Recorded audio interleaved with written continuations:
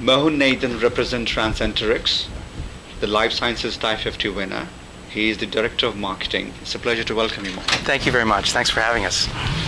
So, congratulations on winning the TiE50 award. Thank you. You were amongst the 1,619 companies who participated, 291 finalists, and final 15, and of that among your vertical top 10. Fantastic. So how does it feel? It feels great. It feels great to be recognized for some of the work that we're trying to do to make surgery less invasive. And it's just wonderful to be recognized from an organization like TiE that's been so successful in driving entrepreneurship, and it's made up of people that actually know what it takes to build a startup company. I mean, it's wonderful to actually be recognized by, in many ways, your peers. So let's talk about the very reason why you were chosen as the winner, the technology behind Transenterix. Well, our technology is basically, we call it flexible laparoscopy. And the idea is to allow flexible catheter-based instruments to be able to be used in ways that they've never been used before in traditional laparoscopic surgery.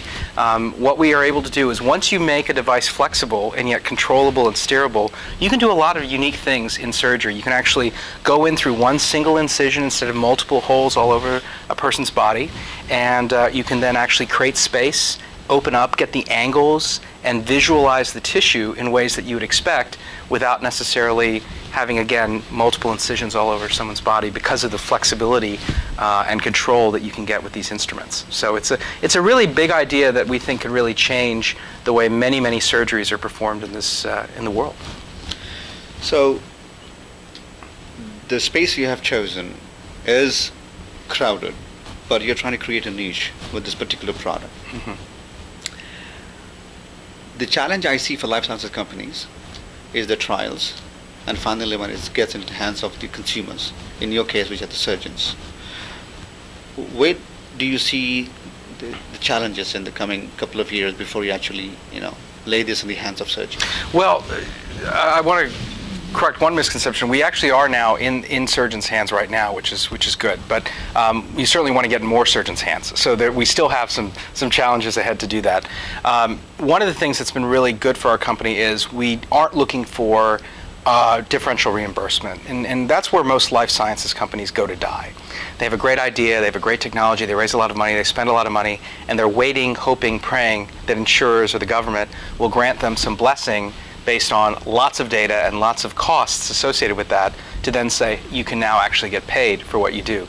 What's great about our technology is we use existing reimbursement codes, existing standard laparoscopic surgical codes. So a surgeon could use our device tomorrow and make sure that the hospital and they could get paid for that procedure using existing codes, but hopefully providing a better outcome for the patient and an easier task for the surgeon by using our device. So I think that's one of the things that we've sort of eliminated as a risk for our company, and also has helped speed up the adoption, is by using existing reimbursement codes. I think, as we look forward in the years to come, I don't want to belittle your point about data, because I think it's actually very, very important. Not so much to get a reimbursement code, but I think people are just expecting more and more for companies in life sciences to really prove the benefit. And so we take that very seriously. We think we offer a really good benefit, but the data has to show that. So one of the things that we've proactively done, not because the government or a regulatory agency has told us to do it, but because we believe it's the right thing to do and it's going to help build our business long term, is just track outcomes and work with surgeons to track outcomes, both short and long term. And so we started a registry that we've begun to enroll sites in already to basically track these patients over a long period of time to see how they're doing. And I think that's going to actually be a very powerful tool to help attract more and more surgeons to use our device as they see their peers have such great experiences with their patients. But again, we don't need that data to even get into the game. Because of our strategy, we're actually already out there, but this is, I think, going to be the fuel that can really drive us forward.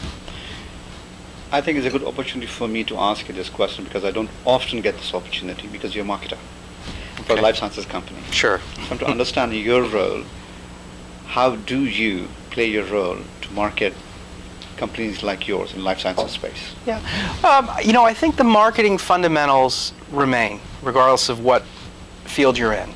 And that's really to understand what is the customer looking to achieve, and how can you create a market around meeting a need.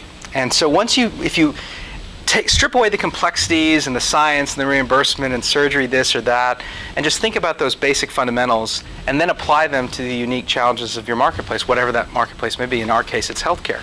And so what I tend to do is really spend a lot of time with surgeons, spend a lot of time in surgery suites, in the OR, watching with what they're currently doing, and then watching with what our device can bring to bear. Also, not waiting for it to be in surgery, but actually spending a lot of time in preclinical labs. So it's actually a marketing role that really gets hands-on and takes time to really see how the surgeon is using your product, what benefits they're seeing. And then it's very clinically based, because making claims or describing solutions or even describing how your product can be used isn't so much about writing an ad or a pitch. It's much more complicated than that. You have to create a procedure. You have to train on it. You have to get surgical video of it to show its reproducibility. You have to find the right key opinion leaders so that at surgical meetings and on podiums they can talk to their peers in a scientifically credible way about how your product or device in life sciences can provide a benefit to a clinically relevant need. So it's a little bit of a longer process.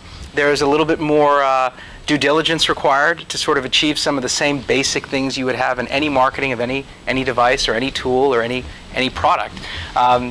But the basic needs are the same, and you have to look at these things then and say, okay, what is going to drive and influence surgeons to pick A versus B? Well, it's going to take the science. It's going to take surgeons talking about it themselves. It's going to take a case experience. They have to see it. How do you show them something when they're not in that same OR? And if you start thinking about those problems, problems of demoing and creating references for your sale, these are all problems that any marketer faces. It's just there's some unique challenges with life sciences that over time we figure out. Thank you for sharing the insights. Yeah, thank you. It's a pleasure. Yeah, mine as well. Thank you very much.